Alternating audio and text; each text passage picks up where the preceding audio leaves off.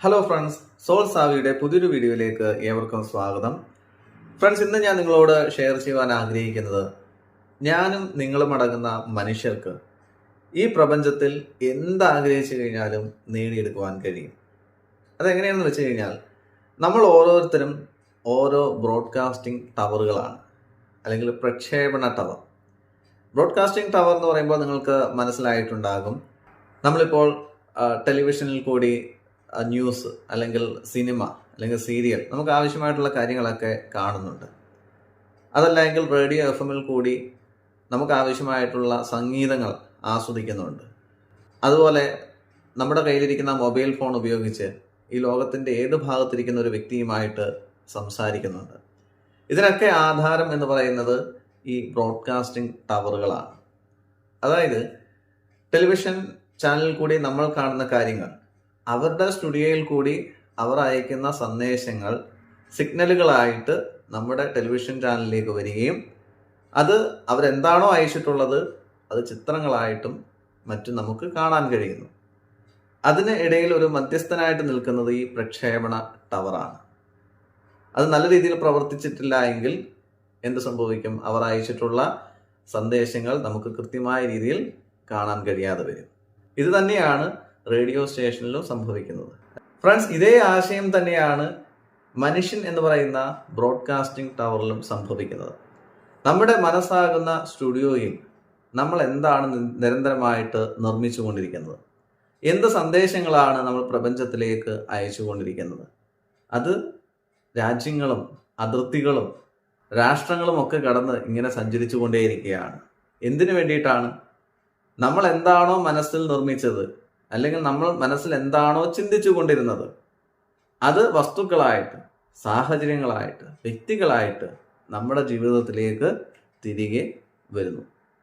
അപ്പോൾ നമ്മുടെ മനസ്സാകുന്ന സ്റ്റുഡിയോയിൽ നമ്മൾ എന്താണോ ചിന്തിച്ചു കൊണ്ടിരുന്നത്, അല്ലെങ്കിൽ എന്താണോ നിർമ്മിച്ചു കൊണ്ടിരുന്നത്, അതിനെ നമ്മുടെ ഔട്ടർ വേൾഡ് എന്ന് പറയുമ്പോൾ ടെലിവിഷൻ സ്ക്രീൻ, ആ ടെലിവിഷൻ സ്ക്രീനിൽ നമുക്ക് കാണാൻ കഴിയുന്നു നമ്മുടെ ജീവിതം. അപ്പോൾ നമ്മൾ എന്താണ് ചിന്തിക്കേണ്ടത് എന്നുള്ളത് നമ്മുടെ ചോയ്സാണ്. സന്തോഷം വേണമെങ്കിൽ സന്തോഷത്തെക്കുറിച്ച് മാത്രം ചിന്തിച്ചു കൊണ്ടേയിരിക്കുക. സന്തോഷിക്കേണ്ടത് എങ്ങനെയെന്ന് ചിന്തിച്ചു കൊണ്ടിരിക്കുക. സന്തോഷം എങ്ങനെ കണ്ടെത്താമെന്ന് ചോദിച്ചു കഴിഞ്ഞാൽ, ഒരു ചിന്ത നിങ്ങളുടെ മനസ്സിലേക്ക് വരികയാണ്, ഇന്ന് സായന്തനത്തിൽ എൻ്റെ വീട്ടിലുള്ള എൻ്റെ അച്ഛനുമായിട്ടും അമ്മയുമായിട്ടും, ഇനി ഭാര്യ ഉണ്ടെങ്കിൽ ഭാര്യ, മക്കളുണ്ടെങ്കിൽ മക്കൾ, അവരുമായിട്ട് കുറച്ച് നേരം ഞാൻ സംസാരിക്കും. എൻ്റെ സന്തോഷം ഞാൻ അവരുമായിട്ട് ഷെയർ ചെയ്യും. അല്ലെങ്കിൽ എൻ്റെ സംസാരത്തിലൂടെ, അവരുടെ തുറന്ന പറച്ചിലുകളിലൂടെ ഞാൻ സന്തോഷം കണ്ടെത്തും. അതും ഒരു റീസണാണ്. പലരും ചോദിക്കുന്നൊരു ചോദ്യമാണ്, സന്തോഷം എങ്ങനെയാണ് കണ്ടെത്തേണ്ടതെന്ന്. നൈമിഷികമായിട്ടുള്ള സന്തോഷത്തിന് വേണ്ടിയിട്ട് ഒരുപാട് കാര്യങ്ങൾ ഇന്ന് ലോകത്തുണ്ട്, അല്ലേ? എന്നാൽ ആത്യന്തികമായിട്ടുള്ളൊരു സന്തോഷം നമുക്ക് കിട്ടണമെങ്കിൽ ഇതുപോലെയുള്ള ചെറിയ ചെറിയ കാര്യങ്ങളിൽ കൂടി തന്നെ ആ സന്തോഷത്തെ നമുക്ക് നേടിയെടുക്കുവാൻ കഴിയും. സന്തോഷത്തെക്കുറിച്ച് പറഞ്ഞപ്പോൾ അതും കൂടി ഞാനൊന്ന് മെൻഷൻ ചെയ്തതേ ഉള്ളൂ. നമ്മൾ വിചാരിച്ചു കഴിഞ്ഞാൽ നമുക്ക് സന്തോഷം കണ്ടെത്താൻ കഴിയും. ഓക്കെ, ഇനി സമ്പത്തിനെ കുറിച്ചാണ് ആഗ്രഹിക്കുന്നതെങ്കിൽ, അല്ലെങ്കിൽ സമ്പത്തിനെ കുറിച്ചാണ് നമ്മുടെ മനസ്സാകുന്ന സ്റ്റുഡിയോയിൽ നമ്മൾ കണ്ടുകൊണ്ടിരിക്കുന്നതെങ്കിൽ, അല്ലെങ്കിൽ ചിന്തിച്ചു കൊണ്ടിരിക്കുന്നതെങ്കിൽ, ഈ ഔട്ടർ വേൾഡ് ആകുന്ന ടെലിവിഷൻ സ്ക്രീനിൽ നമുക്ക് എന്ത് കാണാൻ കഴിയും? സമ്പത്തിനെ കാണാൻ കഴിയും. സമ്പത്തിൻ്റെ സോഴ്സുകളെ കാണാൻ കഴിയും.